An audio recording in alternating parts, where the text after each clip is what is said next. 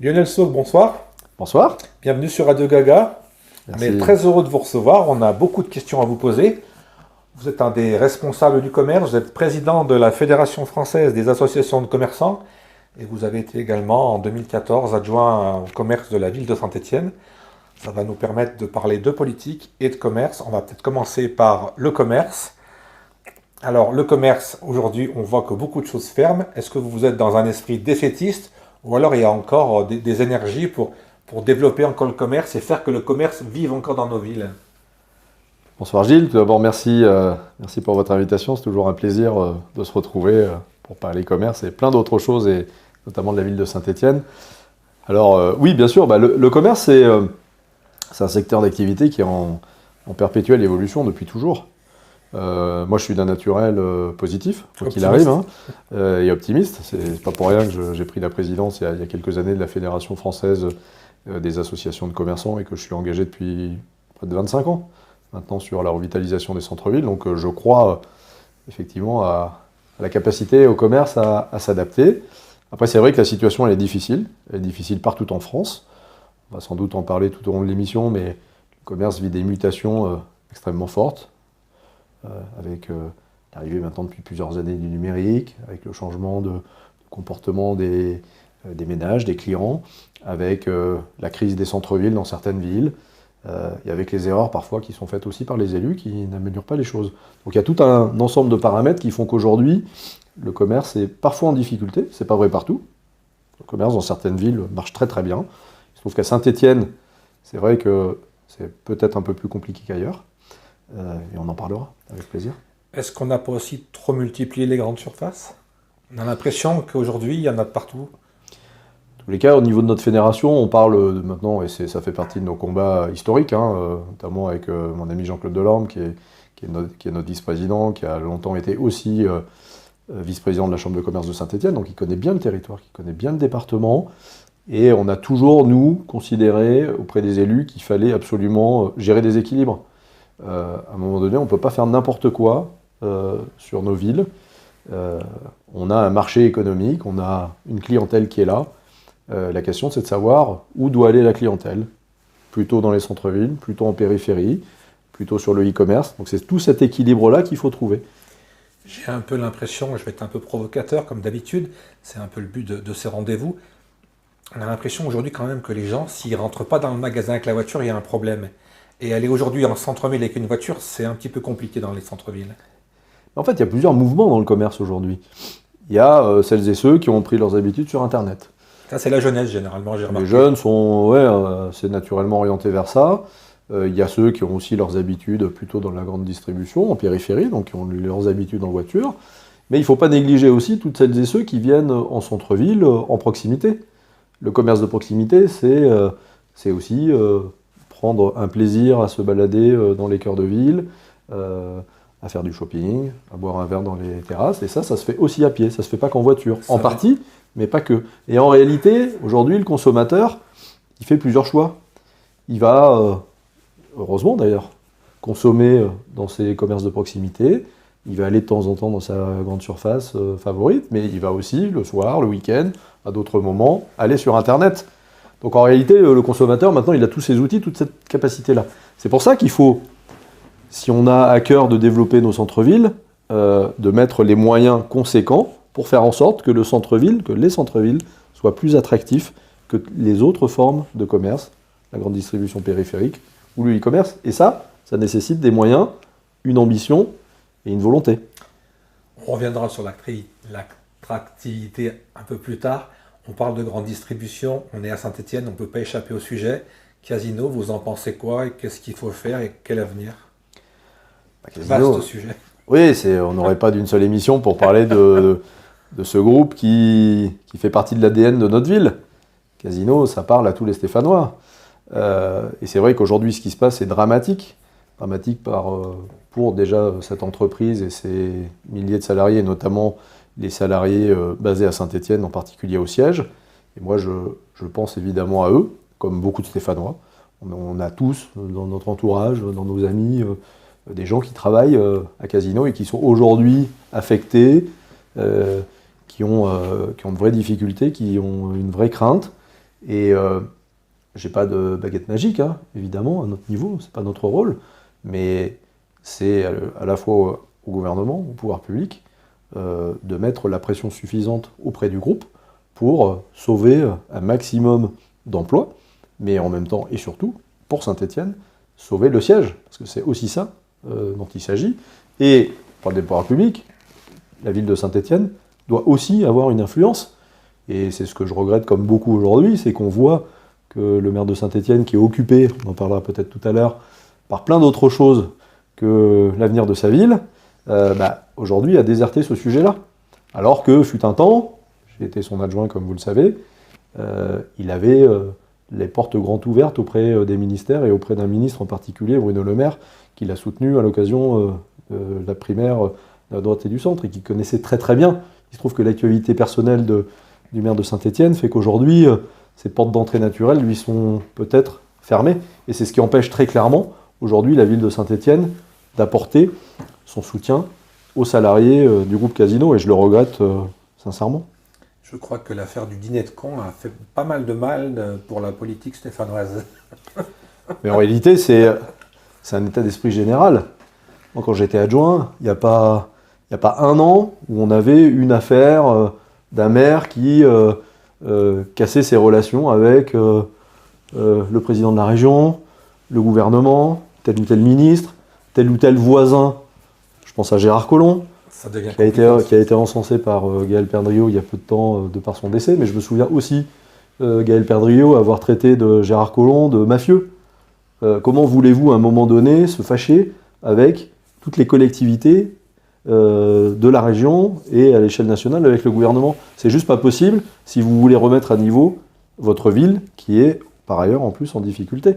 Et quand vous rajoutez en plus de ça l'affaire qui est en place maintenant depuis plus d'un an et demi sur Saint-Étienne, vous imaginez bien que c'est extrêmement compliqué. On a affaire à un exécutif qui est complètement isolé, à un maire qui est complètement isolé et qui n'a plus aucune marge de manœuvre pour faire ce qui devrait être fait pour rendre la ville toujours plus attractive. On reviendra à la politique aussi plus tard. Juste, on était dans le dossier Casino. Juste, moi, j'ai pas compris. On parle d'un milliardaire tchèque qui reprendrait Casino. Mais si on vend tous les magasins, si on vend tout, il va reprendre quoi? Et ça sert à quoi un siège à Saint-Étienne s'il n'y a plus de magasins? Est-ce que vous pouvez m'éclairer? C'est bien l'inquiétude des salariés aujourd'hui et de nombreux Stéphanois et de nombreuses personnalités qui disent aujourd'hui, effectivement, il y a un danger extrêmement fort vis-à-vis de l'avenir de ce siège, dans la mesure où, comme vous le dites très justement, aujourd'hui le siège, il est en train d'être découpé par morceaux. C'est plutôt le volet de la grande distribution aujourd'hui qui a été vendu à un certain nombre d'enseignes. On a parlé d'Auchan, on a parlé d'Intermarché. Et aussi il Carrefour. reste Carrefour, qui s'est positionné également, mais de manière plus modeste. Mais aujourd'hui, il y a ce découpage du groupe qui est en train d'être mis en place. Reste encore la branche proximité, mais pour combien de temps et sous quelle forme demain? Vous savez, moi je suis très connecté avec les commerçants de toutes les villes de France, et en particulier évidemment des commerçants de Saint-Étienne. Allez parler à nos amis commerçants qui ont aujourd'hui des enseignes du groupe de proximité, ils sont extrêmement inquiets aussi pour leur avenir, en réalité. Donc tout ça n'est pas encore finalisé, malheureusement. On n'a pas encore de certitude concernant la sauvegarde de la branche proximité. Il y a aussi des interrogations sur la branche e-commerce, parce que Casino, c'est aussi un des leaders qui s'appelle Cdiscount. Cdiscount qui a des difficultés également. Qui a aussi des difficultés. Donc là aussi, c'est une interrogation. Il y a la question des entrepôts. Et donc, tout ça n'est pas rassurant pour le siège, pour l'avenir du siège. Et évidemment, comme beaucoup, on n'a pas envie de revoir un deuxième Manu France à Saint-Étienne dans les prochains mois. Et malheureusement, il y a déjà une grosse partie de la décision qui est prise. Le groupe aujourd'hui est extrêmement en difficulté. Donc c'est quoi l'avenir? Et c'est quoi l'avenir pour les salariés? Et c'est quoi l'avenir au final pour le siège, qui est quand même une des locomotives extrêmement fortes de ce territoire et du quartier de Château-Creux aussi. Donc Renouveau a été basé autour de ce siège mondial de Casino. Dernière question technique, vous êtes un spécialiste. Est-ce que c'est pas impossible, possible, puisqu'il y a la répression des fraudes ou la concurrence, je ne sais plus exactement le terme pour l'organisme qui chapeaute tout ça, un Auchan à Centre 2, un Auchan à Villars, un Auchan à Montieu, j'ai l'impression qu'il va y avoir un hic là.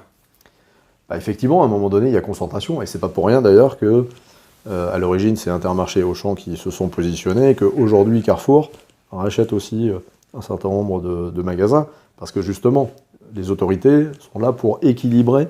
Oui, on a l'exemple au Puy-en-Velay où un magasin est passé Intermarché et ils doivent revendre. C'est ça. Donc j'ai du mal à croire qu'on aura 3 Auchan à Saint-Étienne. En tout cas, il faut éviter les monopoles, effectivement, et ça, voilà, les institutions sont chargées de le vérifier. Voilà. Après, effectivement, ça pose la question de 3 hypermarchés Auchan sur l'agglomération, c'est énorme. Un vol d'oiseau, c'est pas très loin. Hein. C'est énorme, donc ça interroge sur la suite. Donc on voit bien qu'en réalité, les impacts, on parle du siège, mais en réalité, les impacts sont loin d'être terminés pour le territoire. Et on va voir comment tout ça va se dessiner. Mais avant tout, c'est très prochainement, sans doute, c'est des demandeurs d'emploi en plus sur le territoire. C'est une attractivité qui va être affaiblie. Et c'est une image, encore une fois, qui en prend un coup pour notre territoire. Imaginez la bombe. J'ai vu récemment qu'à Brest, il y a un très grand géant casino. Il n'y a pas de repreneur. Les gens sont vraiment dans un désarroi complet. Mais imaginez que le géant Montieu n'ait pas de repreneur, qu'il ferme. Et pour l'image de Saint-Étienne, ça serait une bombe. Évidemment. Et ce d'autant que, bon, je n'ai pas trop de doute, à vrai dire, sur le site historique de Montieu. Leclerc à Saint-Chamond, pas très loin. Si Carrefour achète à l'Arrêt Camari, il ne va pas en acheter un deuxième. Il n'y a plus beaucoup d'enseignes qui peuvent... Je n'ai pas trop de doute, parce qu'il est positionné en entrée de ville, sur un magasin qui a été refait il y a peu de temps, qui est de qualité. C'est le magasin historique en plus du groupe. Je vous parle de bombe. C'est vrai que c'est lourd de symboles, hein, tout ce dont on parle. Non, j'ai pas trop de doute par rapport à ça. Je suis persuadé que les magasins retrouveront preneur. Ça, c'est pas le problème. Le problème vraiment, c'est l'avenir du groupe Casino. C'est l'avenir surtout des salariés, qui sont encore une fois extrêmement inquiets. C'est l'avenir du siège. Et au final, derrière tout ça, c'est l'attractivité, encore une fois, de notre ville. On peut que souhaiter que les semaines qui viennent, les mois qui viennent, s'annoncent plus beau, plus florissant pour tous les employés de Casino. On l'espère. En 2014, on l'a dit, vous êtes devenu donc adjoint au commerce. 2014-2024, ça fait 10 ans. Est-ce que vous imaginez 10 ans plus tard voir ce que vous voyez aujourd'hui? Constater même ce que vous voyez aujourd'hui. Est-ce que c'est en adéquation avec l'image que vous aviez dans vos projections? Non, vous savez, moi je suis un élu qui n'avait pas prévu de devenir... de s'engager, en tous les cas, dans la vie politique de ce territoire. Hein. Je viens de la société civile, je n'avais jamais fait de politique avant de devenir adjoint. Tout ça s'est fait presque par hasard, à vrai dire.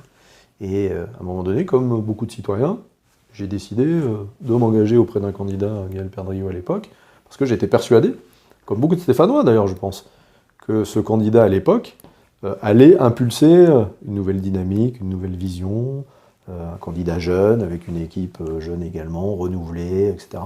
Donc c'était vraiment, moi, quand je suis rentré dans cette équipe, comme beaucoup d'ailleurs, comme beaucoup d'élus, je pense, on était convaincus d'avoir cette capacité à changer les choses, à apporter notre pierre à l'édifice dans l'intérêt de la ville. Et on avait tous un engagement plutôt fort, désintéressé, etc. C'était ça l'objectif, en fait. Et chacun dans nos sujets. Et moi, pendant plusieurs années, en tant qu'adjoint, je me suis mobilisé comme jamais pour essayer de faire en sorte, à mon niveau, à mon petit niveau, faire en sorte que le commerce se porte mieux à Saint-Étienne. On partait de loin. C'était difficile, mais on a réussi des beaux combats.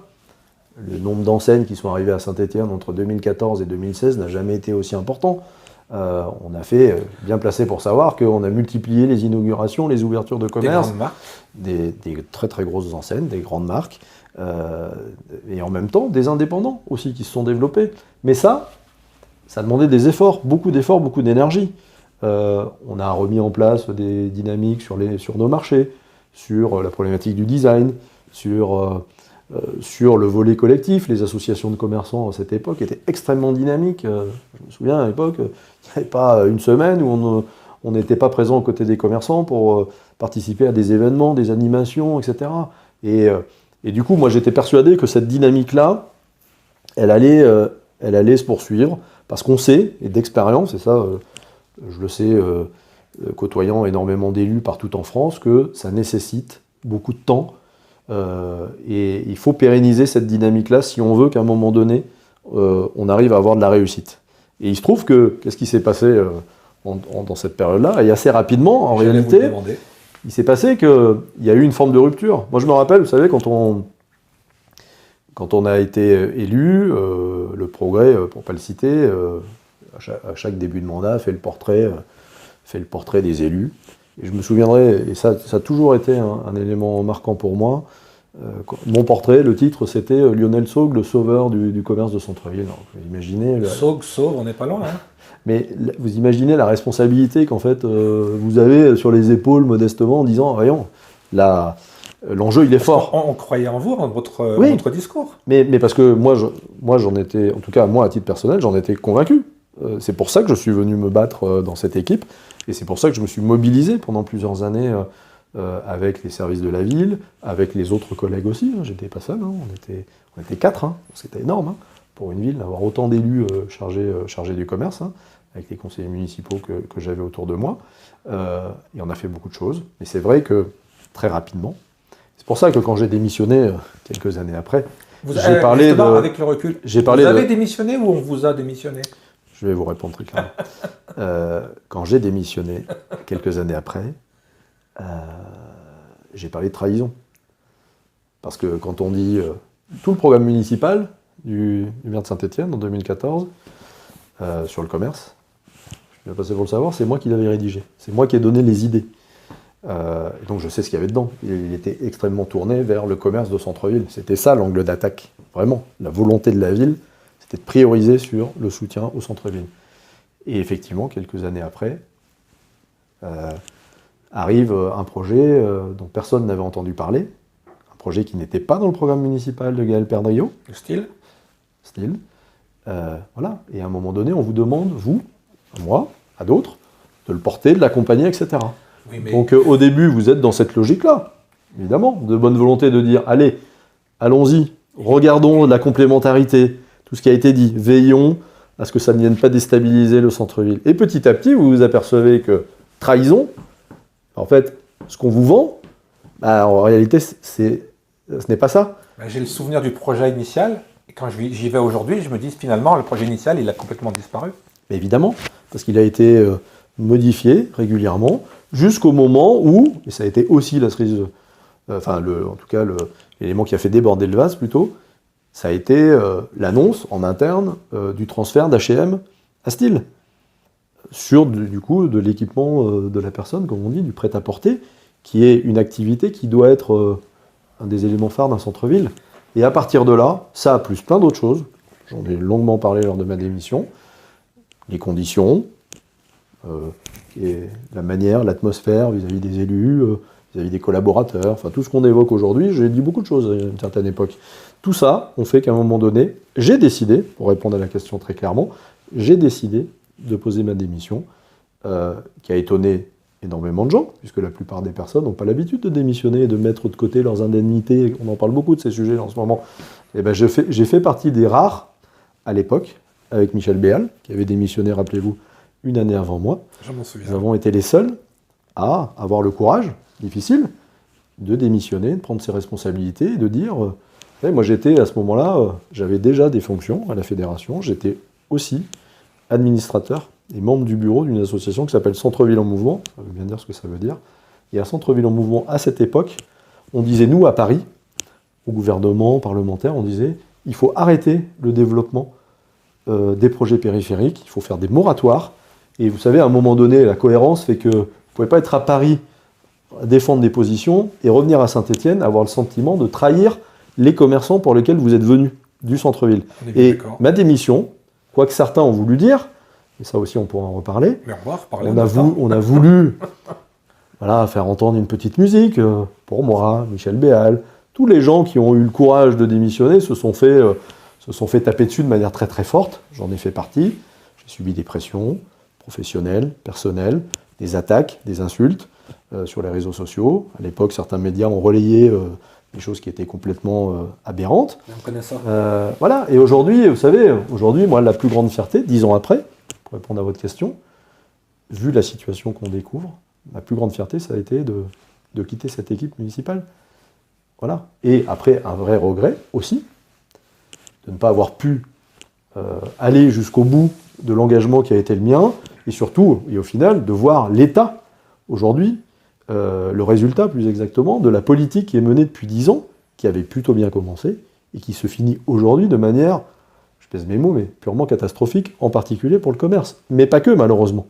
à l'échelle du territoire. Et aujourd'hui, on est dans cette forme d'urgence, quasiment à la fin d'un mandat, où aujourd'hui, l'image de Saint-Étienne n'a jamais été pire, en tout cas même peut-être depuis ces dernières décennies, je pèse mes mots, donc c'est catastrophique. Et là, il est temps aujourd'hui de tourner la page de cette équipe municipale, très clairement. Qui est arrivé en 2014, on parle de ce style. Si j'ai bonne mémoire, le projet style, il a changé. Mais il y avait un énorme projet juste avant le style, et c'était que le géant casino de Montieu, justement, devait prendre la place du style et faire un énorme géant. Donc c'est quand même quelque chose qui est tombé du ciel. C'était c'est des choses qui ne se sont pas faites, mais on avait déjà enclenché un mouvement de commerce du côté de style, quoi. Oui, il y a toujours eu des réflexions, de manière un peu générale. Déjà à l'époque de Michel Thiollière, je crois, à l'époque de Maurice Vincent aussi, il y avait déjà des projets. Mais rien n'avait été arrêté. Et encore une fois, je suis bien placé pour le savoir, le programme municipal de Gaël Perdriau était centré sur le cœur de ville, et pas sur un projet tel que Pour Style. finir avec le style, puisque la dernière fois que j'ai vu le grand responsable, j'ai eu des reproches par rapport à notre dernier entretien. Le style, normalement, devait être complémentaire du centre-ville, et on se rend compte que quand on se promène au style, on a l'impression d'être dans les rues du centre-ville, et on ne voit pas vraiment de différence. C'est quelque chose, finalement, qu'on aurait pu faire dans le centre-ville. Oui. C'est un peu un paradoxe, je trouve. Bah moi, je fais partie de ceux qui disent très clairement qu'à un moment donné, la priorité doit être donnée au centre-ville. Maurice Vincent, à l'époque, avait un projet sur les Ursules, de création d'un centre commercial en cœur de ville.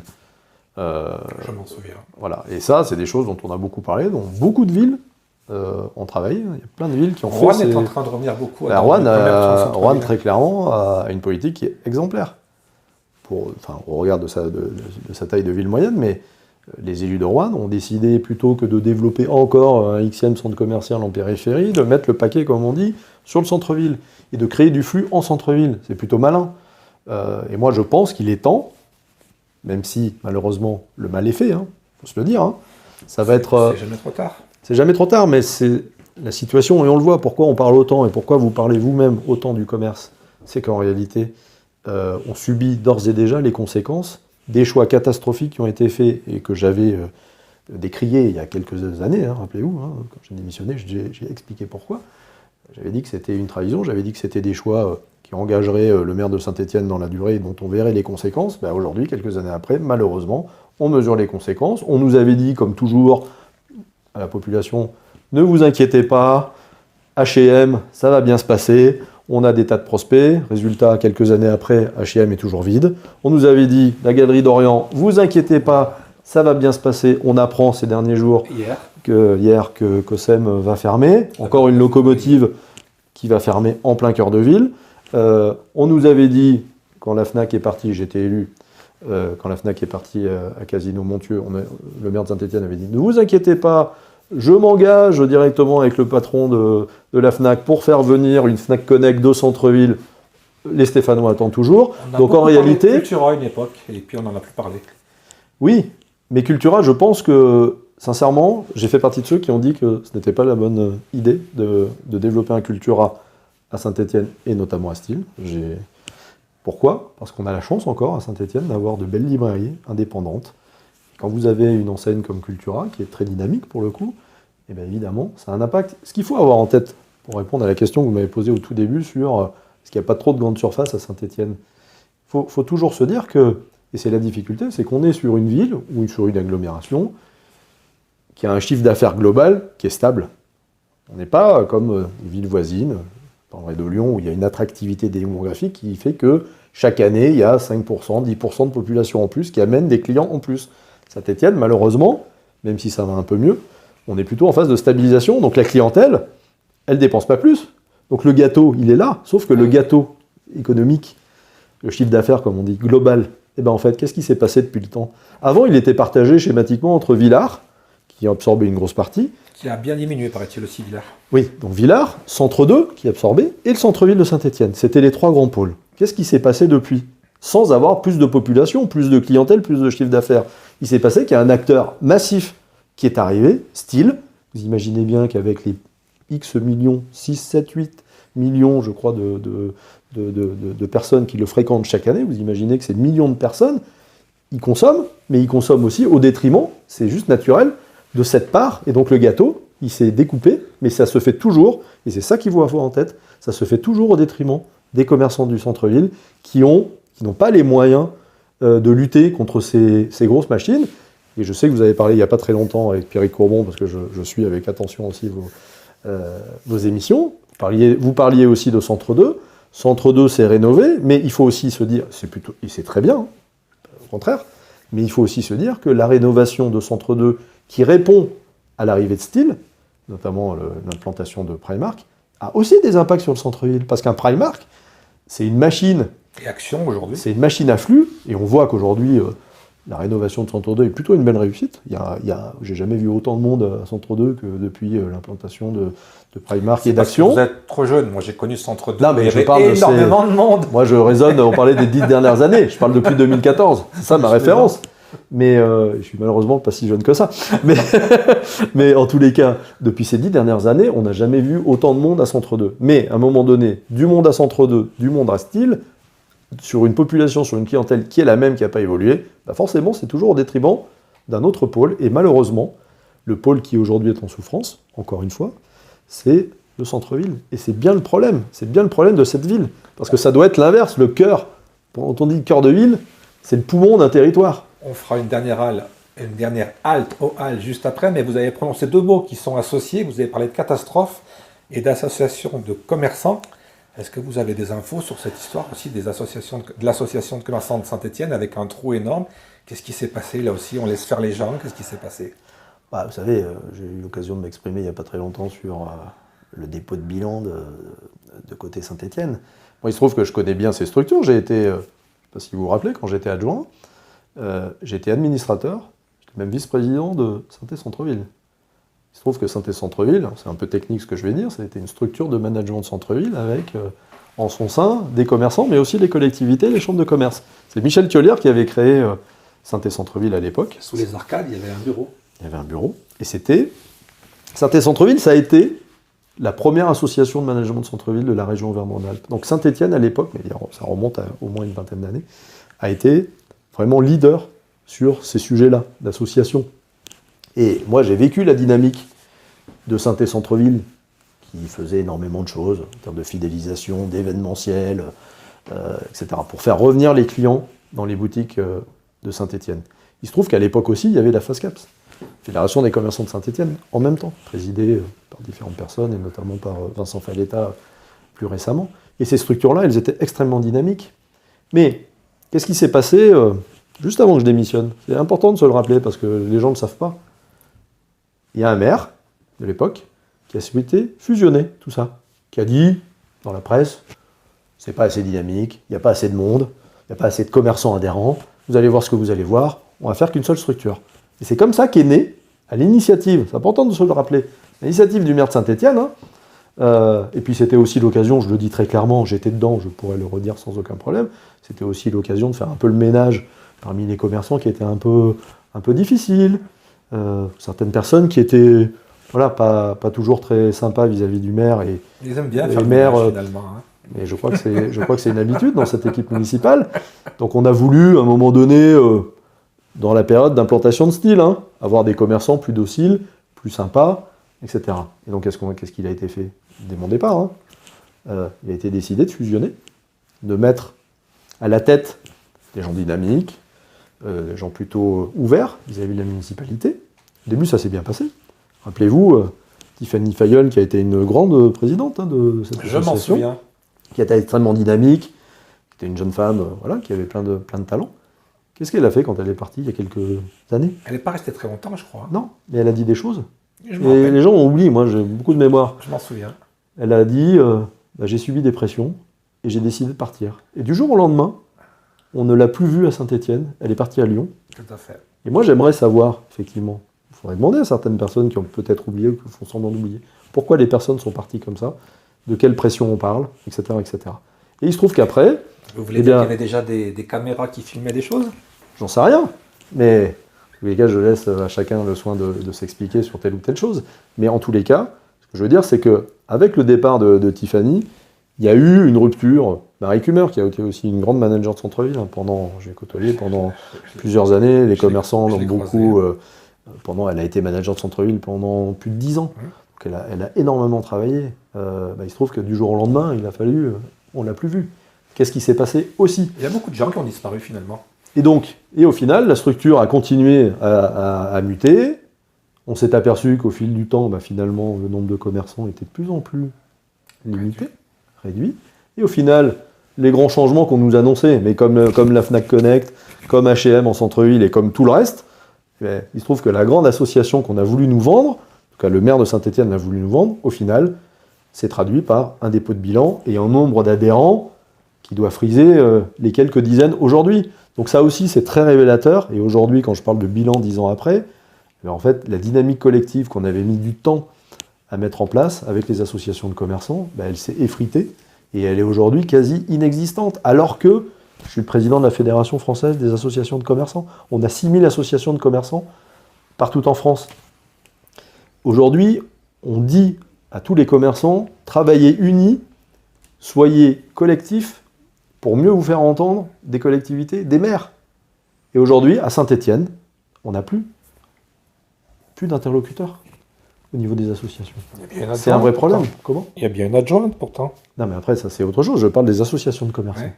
Mais à un moment donné, les commerçants, pour se faire entendre, pour défendre leurs intérêts, ils ont besoin d'avoir des structures. Et l'expérience, je peux vous dire, montre qu'avant de retrouver une nouvelle association de commerçants dynamique, comme on en a connu il y a 10, 15, 20 ans à Saint-Étienne, eh bien, il va falloir passer beaucoup de temps. Et ça, c'est aussi à mettre au crédit de cette équipe municipale qui n'a pas été capable, vous en parliez tout à l'heure, de contrôler.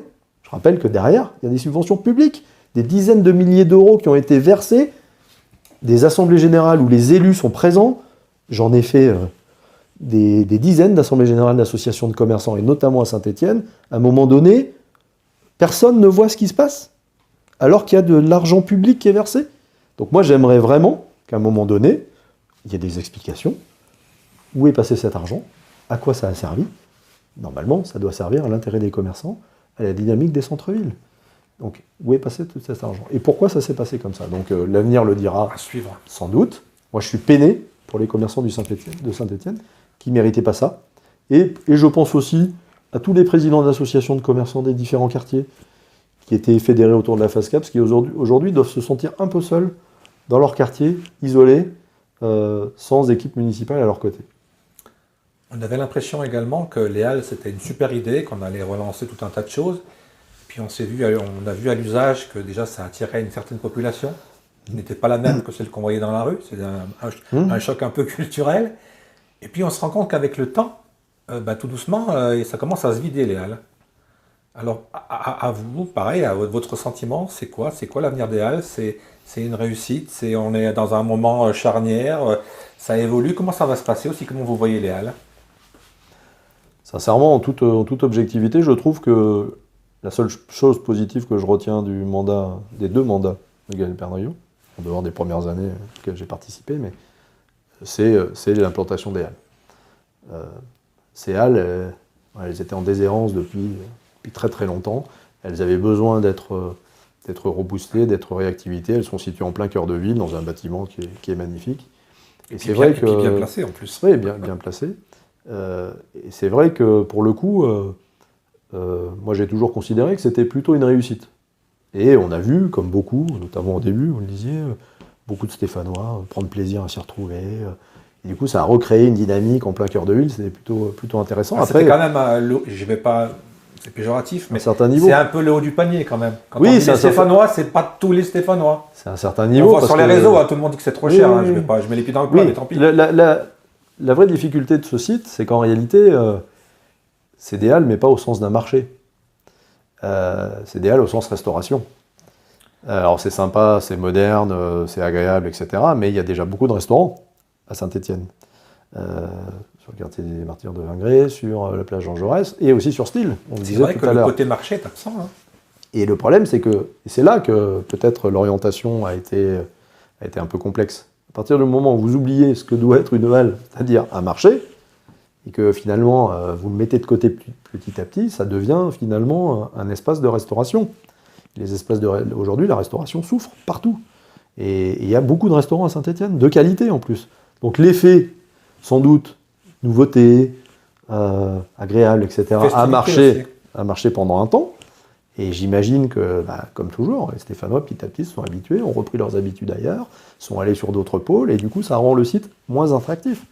Et surtout, l'inquiétude, en fait, qui doit être la nôtre, c'est les signaux qui sont donnés, avec des commerçants qui commencent à partir, un turnover, on entend parler de difficultés financières, etc. etc. Donc ça aussi, j'espère sincèrement que la société Biltoki qui gère les halles va pouvoir faire en sorte que cette dynamique elle soit pérenne et que ces halles elles conservent bien leur place qui doit être la leur, de pôle d'attractivité en plein cœur de ville.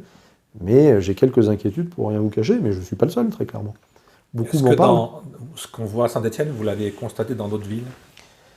Il y a un phénomène, on le disait tout à l'heure, qui est général, voilà, montée en puissance du e-commerce de manière énorme, les grandes plateformes, Amazon notamment et plein d'autres, Shein, etc., enfin, des tas de plateformes.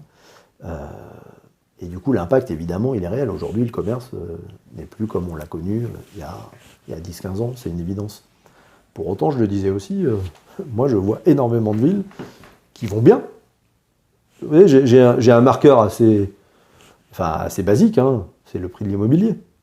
Partout en France, même si c'est vrai que depuis le Covid, l'immobilier, vous avez reçu Hervé Girard, je crois qu'il vous en a beaucoup parlé. Vous en avez beaucoup parlé. Mais je sais que si on déconnecte du Covid, dans plein de villes de France, quand on regarde les prix de l'immobilier, et je ne parle pas que de Lyon, hein, je parle de la plupart des villes de France, les prix de l'immobilier dépassent très largement 2000, 2500, 3000 euros le mètre carré. Vous êtes à Saint-Étienne, certains diront c'est bien, c'est vrai, ça permet à une grosse partie de la population de se loger, les jeunes de se loger, c'est très bien en ça, mais ça doit interroger. C'est un indicateur quand même qui n'est pas rassurant, à vrai dire. On se dit, les personnes qui ont investi il y a 10, 15, 20 ans, dans n'importe quelle ville de France, votre bien il est multiplié par 2, par 3, à Saint-Étienne, si vous avez encore le même bien au même tarif que vous l'avez acheté il y a 10, 15 ans, c'est déjà bien. Donc on imagine bien que c'est pas normal en réalité comme schéma. Bien en vente en plus. Et toutes les difficultés qu'on voit. Donc ça, c'est un indicateur qui me fait dire quand même que notre ville se porte pas très bien, pour pas dire autre chose. Le taux de vacances commerciales, qui est un autre sujet qui est assez marquant. On commande beaucoup là depuis quelques temps. C'est étonnant, les statistiques de la Chambre de commerce nous disent que le commerce explose et que ça va super bien. Il y a de plus en plus de magasins qui ouvrent. Saint-Étienne, d'après ce que j'ai lu dans les médias stéphanois, j'ai dit finalement j'ai dû avoir un problème de nettoyage de lunettes. Et ça s'appelle des statistiques. Et on sait très bien que dans les statistiques, on dit ce qu'on veut. Je sais bien. Moi, ce que j'essaye de voir aussi, c'est des statistiques d'organismes qui sont plus indépendants, qui ne reçoivent pas de subventions publiques de la ville ou de la métropole. Donc, j'ai eu l'occasion, moi, de diffuser certaines études qui ont été faites notamment par le magazine Marianne il y a quelques semaines, hein, qui s'est basée, cette étude, sur les travaux d'une société qui s'appelle Codata. Codata, c'est le leader européen du comptage des locaux commerciaux en France et ailleurs. Donc s'il y a bien une institution aujourd'hui sur laquelle on peut avoir confiance, c'est bien Codata. Et donc cette étude qui a été faite par le magazine Marianne, malheureusement, et ça aussi c'est un indicateur catastrophique pour le territoire, montre que Saint-Étienne est la deuxième grande ville de France à avoir le plus gros taux de vacances après Perpignan. Donc on a beau dire les discours politiques, on a entendu, j'ai parlé d'H&M et j'ai parlé de la Fnac Connect et plein d'autres choses, on commence à être habitué en fait avec ce maire. Hein. On nous fait croire des choses, mais les Stéphanois ils sont pas dupes. Hein. Ils se baladent comme vous, comme moi, en centre-ville, ils vont rue de la République, rue de la Résistance, partout ailleurs, et ils s'aperçoivent que malheureusement, depuis des années et des années, le centre-ville commercialement, il se rétracte et que les boutiques ferment les unes après les autres. C'est ça la réalité aussi. Et il est temps d'avoir un vrai électrochoc au niveau de l'équipe municipale, celle-là, une autre, en tout cas des élus, c'est-à-dire, il est temps à un moment donné de se rendre compte qu'il faut arrêter de faire des méthodes couées et faire croire à certains que tout va bien. Non, les choses ne vont pas bien. Et ça nécessite des efforts, de l'engagement, de la mobilisation. Et quand j'entends certains élus, de plus en plus, qui disent qu'ils sont complètement dilettantes depuis plusieurs années, c'est vrai qu'ils sont tous mobilisés par un sujet plus que par la ville, par des intérêts personnels plus que par la ville, par leurs indemnités plus que par la ville. Quand j'entends certains élus qui n'hésitent pas à dire, partout en France, moi, retraite bientôt, mes indemnités, le reste, etc. Si c'est ça, on parle le même langage finalement. Si c'est ça, Si c'est ça, être un élu, bah, je suis désolé, vivement que ces personnes soient à la retraite. Vous voyez? Parce qu'il faut des gens. Parce qu'en tout cas, le sujet, celui du commerce, mais comme celui de l'attractivité de la ville, et tous les sujets, hein, on parle beaucoup aussi des centres sociaux, la cité du design, enfin en ce moment, j'allais y venir, c'est après le design. Tous ces sujets-là, on redescend un peu plus bas dans la ville après. Tous ces sujets-là, enfin, ça nécessite des efforts et de l'engagement. Et on voit aujourd'hui les élus, alors c'est vrai qu'ils ont, je l'ai été, je sais ce que c'est, notamment dans cette équipe. Dès que vous essayez de faire quelque chose, vous vous faites taper dessus. Dès que vous sortez un peu la tête, un peu au-dessus du lot, on vous coupe la tête parce que paranoïa, considérant que tout le monde va prendre votre place. Donc à un moment donné, ça coupe les ailes de tout le monde. Et en plus, quand vous rajoutez le fait que les fonctionnaires, qui sont des gens de très grande qualité à Saint-Étienne, se font taper dessus toute la journée, bah, qu'est-ce qui se passe? C'est qu'en fait, tout le monde se rétracte, que le pouvoir est complètement isolé autour d'une seule personne, qui lui-même a plein d'autres enjeux que ceux de Saint-Étienne, et donc à un moment donné, il ne se passe plus rien. Et en plus, toutes les autres collectivités ne veulent pas vous aider. Donc là, pour le coup, c'est un vrai problème. Concrètement, l'avenir, c'est quoi dans le centre-ville? C'est moins de magasins, c'est des surfaces plus grandes, c'est peut-être aussi des loyers moins chers pour pas des petites personnes, mais des petites structures qui voudraient démarrer, qu'on pourrait aider, que je ne sais pas, moi je cherche toujours des solutions, parce qu'on me dit toujours que je critique, mais quand je propose des solutions, on ne m'écoute pas. Bah, là c'est pareil, il faudrait 2 heures. Deux émissions pour parler vraiment des mesures qu'il faudrait mettre en place, parce que c'est complexe, hein, je le disais, hein. C'est pour ça que ça demande de l'énergie. Parce que c'est pas simple, hein, on n'a pas de baguette magique en réalité non plus et c'est pour ça qu'il faut toujours rester modeste sur ces sujets. Après, on connaît aussi un certain nombre de facteurs qui permettent d'améliorer la situation, que beaucoup de villes ont mis en place. Je parlais de Centre-Ville en mouvement tout à l'heure. Vous savez, moi quand j'étais membre du bureau de Centre-Ville en mouvement, Jean-Claude Delorme est trésorier de Centre-Ville en mouvement, on en a fait des échanges avec les villes, dans toutes les métropoles de France, les villes moyennes. Qu'est-ce qu'on a vu? On a vu la nécessité d'avoir des maires extrêmement engagés sur ce sujet. Et dans la durée.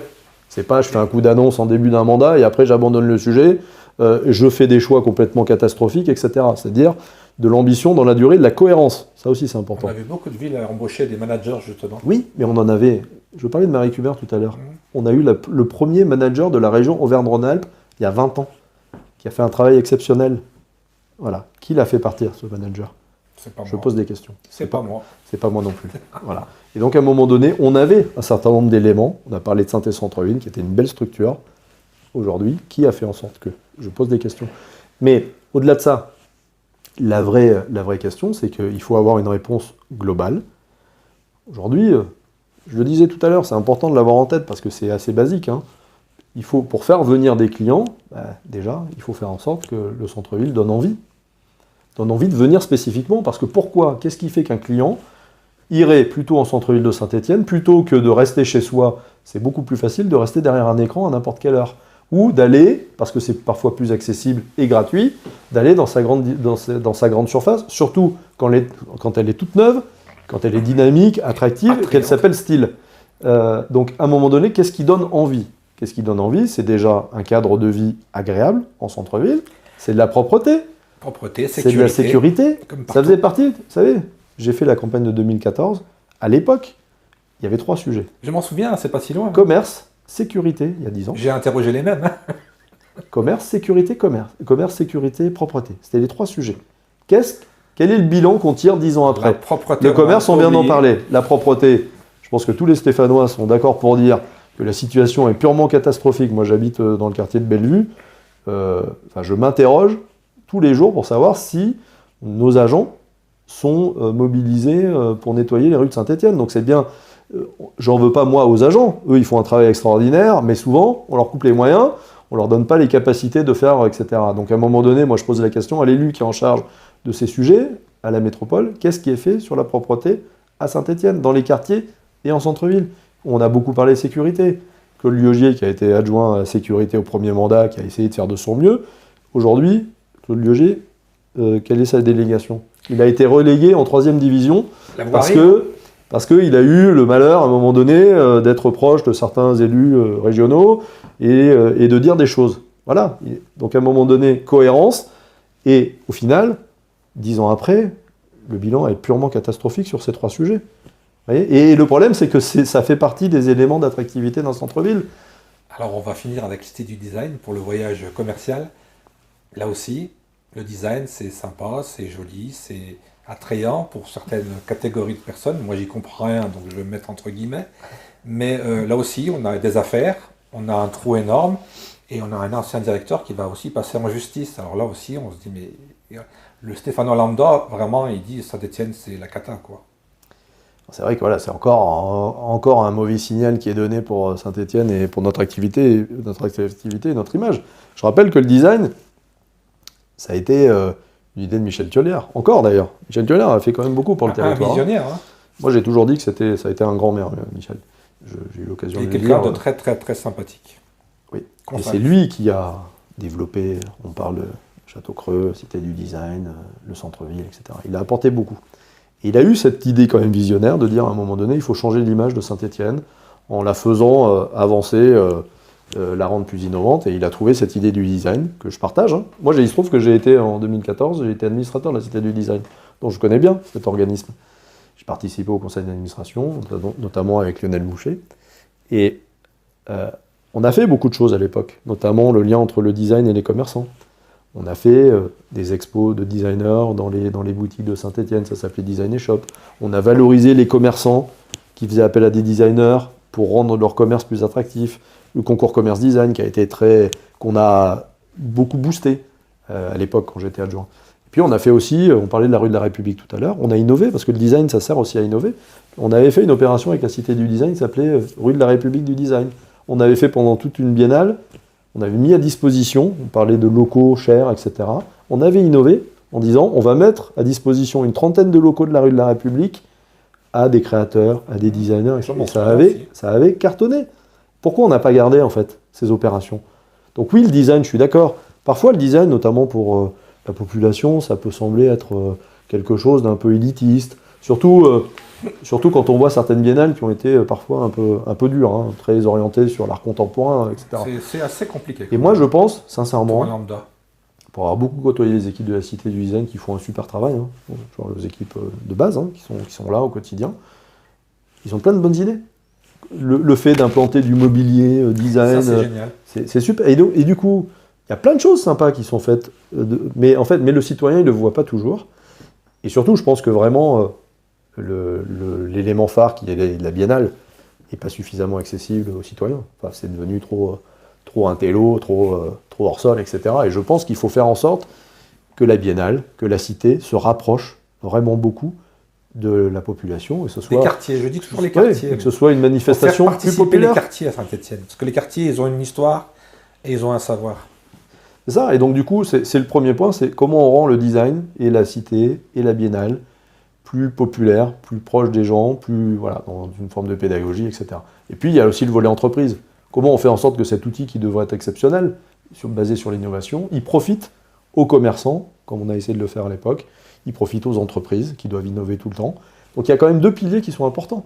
Voilà. Après, le reste, c'est de la gestion. Je ne veux pas rentrer dans l'affaire qui va être jugée prochainement. Ce que je note simplement, c'est que c'est toujours fort de café que de dire « je suis élu, je suis président », je pense à certains adjoints qui ont le poste de président, qui disent aujourd'hui « j'ai rien vu ». Là, je suis étonné, il y a des choses qui se sont passées. Quand on est élu, il me semble qu'on doit être responsable. Et donc le président de la Cité du Design, je pense qu'il doit être responsable de ce qui s'y passe. C'est un peu comme ce qu'on évoquait avec côté Saint-Étienne.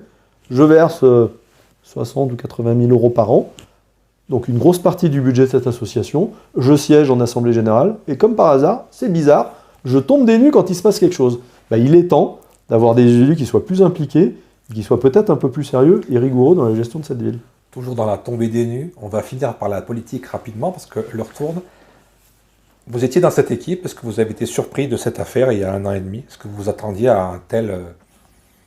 je ne sais pas comment on peut décrire la chose, cette histoire avec le premier adjoint, est-ce que vous vous attendiez à un tel dénouement? Si on peut parler de dénouement, c'est pas encore le dénouement, parce qu'il y a encore la phase justice. Mais est-ce que vous imaginiez ça quand vous étiez dans cette équipe-là? Non, je crois que sincèrement, personne ne peut s'imaginer ça. Une telle violence, découvrir ça. Moi, je me rappelle, ça s'est passé fin août, je rentrais de vacances. Il se trouve que le lendemain, j'étais aux universités d'été du MEDEF, au milieu du patronat à Paris. L'annonce est faite, tout le monde était catastrophé. Je parle de Paris, les grands patrons qui disaient « Saint-Étienne, bravo !» Donc ça a été le choc. Et puis j'ai tout de suite pensé à Gilles Artigue, que j'ai côtoyé beaucoup, Gilles. C'était notre premier adjoint. Je trouve que dans mes combats politiques, j'ai été aussi proche de Gilles, de Lionel Boucher, de plein d'élus. Et j'ai tout de suite pensé à lui, à sa famille. Et je me suis dit, mais quelle manière de mafieux ce qui s'est passé. Et à partir de là, c'est vrai que c'était un étonnement. C'était un étonnement vis-à-vis de la violence de ce qui s'est passé. Après, c'est vrai que j'ai eu l'occasion, par le passé, de dire qu'il y avait quand même des pratiques assez particulières dans cette équipe municipale, dans l'entourage du maire et même du maire lui-même. J'ai parlé de pression, de critique. Il suffit de regarder ce qui se passe dans les conseils municipaux. J'en ai fait les frais quand j'ai démissionné. Il suffit de reprendre un peu l'historique, j'ai pas perdu la mémoire. La manière dont les gens vous insultent, font penser certaines choses pour essayer de faire en sorte que votre image soit atteinte. Je me rappellerai toujours ce qu'on a dit de moi, hein. Élu feignant, élu qui n'était pas engagé, etc. 25 ans d'engagement. Je crois que j'ai pas grand-chose à prouver sur ces sujets, en tout cas en termes d'engagement. Donc c'est toujours fort de café. Mais ces méthodes-là, moi qui venais de la société civile, et c'est aussi une des raisons pour lesquelles j'ai démissionné, hein, et que beaucoup de collaborateurs de la ville ont fui aussi ce territoire, hein, des fonctionnaires notamment, au final, tout ça ne m'a pas étonné, parce qu'il y avait un espèce de schéma général. C'est la violence, c'est les pratiques qui m'ont évidemment étonné. Voilà. Mais après, encore une fois, moi j'ai hâte que aujourd'hui la justice tranche. J'espère qu'elle le fera le plus rapidement possible, parce qu'on est dans une situation qui est complètement intenable. Je pense que les Stéphanois, ils attendent des réponses. Ils attendent que les personnes prennent des responsabilités aussi, parce qu'on entend aussi des choses. Les uns les autres se renvoient la balle en ce moment, etc. Et donc il est temps vraiment que la justice accélère, qu'elle rende des décisions pour aussi retrouver une situation apaisée et retrouver des élus qui soient à nouveau aux manettes.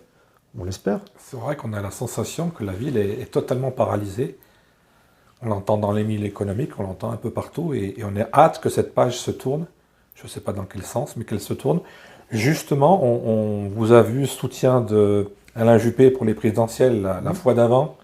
On vous a vu proche de l'équipe un peu Macron à une époque. D'ailleurs, on a encore une anecdote. Hein, j'ai eu le malheur d'être sur une photo avec vous quand vous étiez en marche. Et j'ai été totalement banni. Donc j'ai été banni au style et banni à la mairie. C'est quand même ce monsieur Sau qui me porte la place. Et moi, ça me fait beaucoup rire. Et finalement, est-ce que vous vous projetez? Est-ce que vous allez revenir sur Saint-Étienne? Est-ce que la politique, ça vous intéresse encore? On sait qu'il y a des gens qui sont en train de monter des listes. On sait qu'il y a des gens qui parlent en coulisses pour l'après-Perdriau, si on peut dire ça, s'il y a un après-Perdriau, parce que j'ai compris qu'il serait peut-être candidat à un 3e mandat. Comment vous voyez la chose politiquement? Est-ce que vous allez vous réengager pour Saint-Étienne? Pour conclure. Moi, je ne me suis jamais désengagé.